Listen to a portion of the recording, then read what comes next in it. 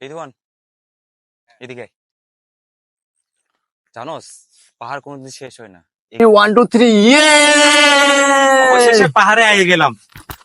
পাহাড় পাহাড় পাহাড় মানে পাহাড় এই জায়গা জোশ ছিল। মনে মনে যেটা ভাবছো সেটাই বড় ব্যাপার হচ্ছে সবসময় প্ল্যানিং ছাড়া যে শর্ট ট্রিপ গুলো হয় এটা বেস্ট হয়। এটা বেস্ট বেস্ট। আছি আর কি, কিছু করার নাই। আছে পকেটে ছিল 500 টাকা, কলিগের কল দিল, বললো যে চল মামা আজকে একটা পাহাড়ে যাই। কক্সবাজার তো থাকি, কক্সবাজার অনেক পাহাড় একটা আছে, ওই পাহাড়টা একটু এক্সপ্লোর করি।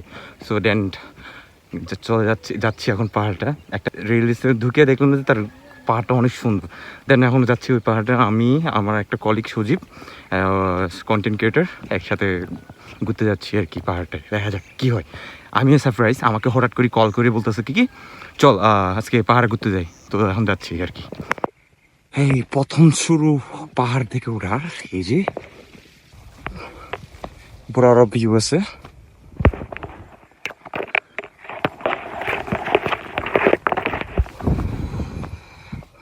এটাই পাহাড়ে ওঠার।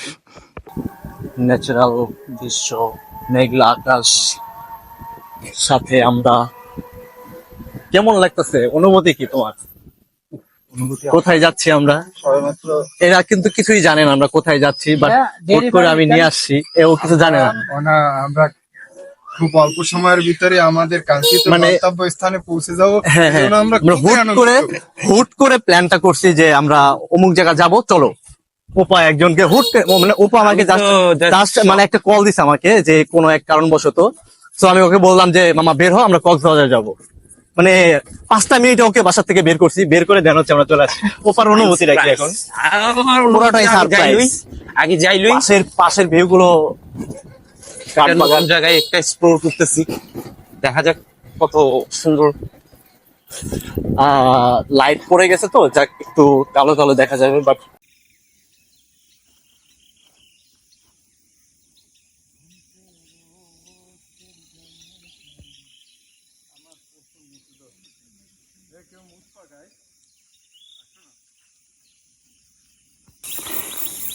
এরা হচ্ছে সবচেয়ে মূল নষ্ট